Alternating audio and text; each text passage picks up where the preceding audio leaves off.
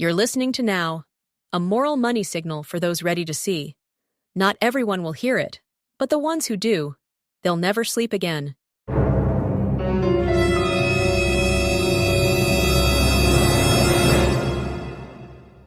War isn't always what it looks like. It's not just smoke, rubble, and men in uniform.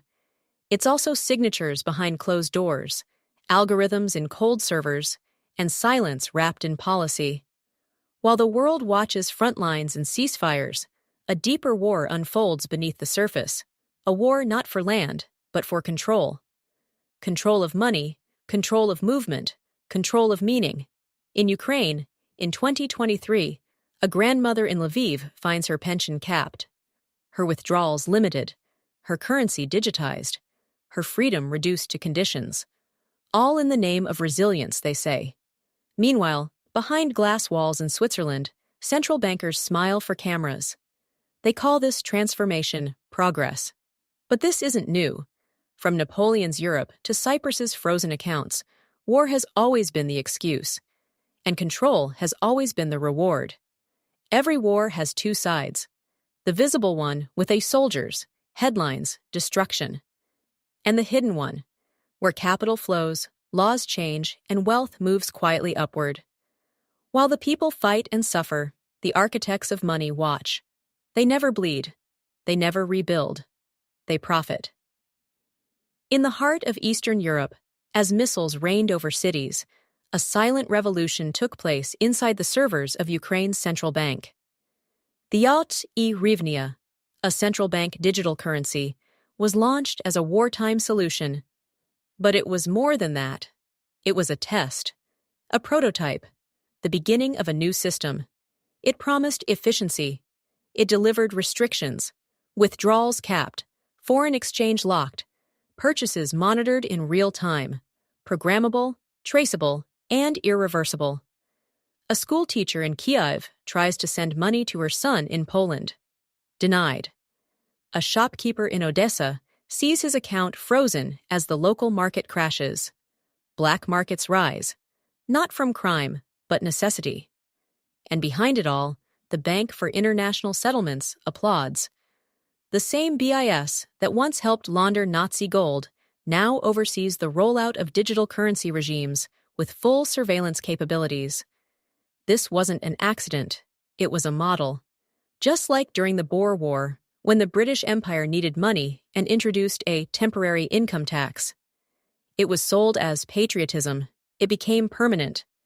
And as the war faded, the tax remained. The people paid. The financiers, like the Rothschilds, who quietly backed both sides, grew richer. Crisis, then tax. Tax, then tradition.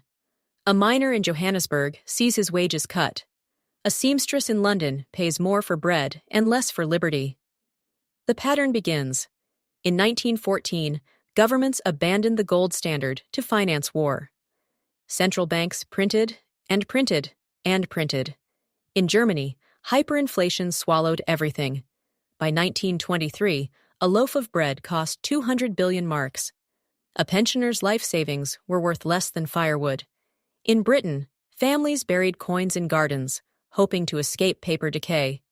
But escape was impossible. Trust was gone. Value was gone. Power had shifted. World War II brought the illusion of rebuilding. But behind the ruins, a new order took shape. At Bretton Woods, economists tethered the world to the US dollar, backed by gold. The Marshall Plan offered billions in aid, but not as charity, as loans, and with them, leverage. American corporations rebuilt Europe. The BIS advised governments. And the dollar, not bullets, became the world's dominant force. A French worker returns to his job post-war. His salary buys less every month. A U.S. veteran watches his savings lose 40% before 1950. And yet, the system rolls on. Deeper, more centralized, more entrenched. And always, the suffering is local. The control, global. In 2013, Cyprus revealed the next phase. One morning, citizens woke to find their savings gone. Anything over 100,000 euros, seized. Not by hackers, by the government. A retiree loses 237,000 euros in one night. Not stolen, restructured, no warning, no vote, just disappearance. The BIS was watching. Because with programmable money, you don't need a crisis to take funds. You just write the rules into the code. The money can expire, it can freeze, it can redirect, automatically. That's not theory. That's the system being built. From Sweden's e-krona to Brazil's drex, central banks are deploying tools that monitor, restrict, and predict. The BIS, now operating from a tower in Basel, frames it all as trust enhancement. But behind the sterile language lies a darker truth. Money that watches you. Money that limits you. Money that can vanish without appeal. And each new crisis accelerates adoption. Meanwhile, the people lose purchasing power in silence. In Ukraine, GDP fell 30% in 2022. Inflation erased pensions. In Weimar Germany, Venezuela, Lebanon, the same script. War, then inflation. Crisis, then devaluation. Those who save lose. Those who control print. And the middle class pays. In 1967, a report surfaced, the report from Iron Mountain. It argued that war was not just about defense, but about maintaining control. That peace, ironically, was a threat to the state. That external conflict justified taxation, surveillance, and compliance. Fiction, perhaps, but reality has followed the script. Problem, reaction, solution, over and over. Fear leads to obedience. Obedience leads to systems that no one voted for. And now, as the war in Ukraine drags on, European leaders prepare the next phase.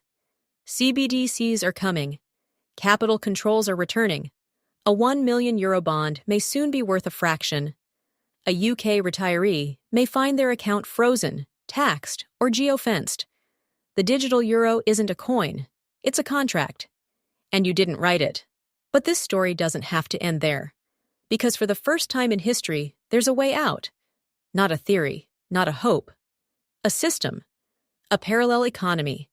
Built not in Basel, but in backyards, fields, and solar farms. BuildCoin is a decentralized security coin earned through real-world contribution. You build a house, you earn. You grow food, you earn. You power your home sustainably, you earn. Real value, real reward. On-chain, verifiable, free from confiscation. A German farmer tokenizes 10 acres of regenerative agriculture. A Portuguese builder installs off-grid homes in exchange for BuildCoin. A UK retiree exits fiat and stores value in a coin that cannot be printed, seized, or inflated. No speculation, no compliance scores, just participation. This is not utopia. It's responsibility. It's work. It's the rebuild after the ruin. And it's already happening. So now we face the choice. Stay in the system that moves from crisis to crisis, from freedom to control, from control to silent theft. Or build something else. BuildCoin is not the answer to everything, but it's a beginning, a foundation, a return to value that can't be manipulated. Visit moral.money. Listen to the stories at Moral Money BuildCoin, because the siege is silent, but the resistance is no longer invisible. It's building. Every day, in every place where people choose to live free.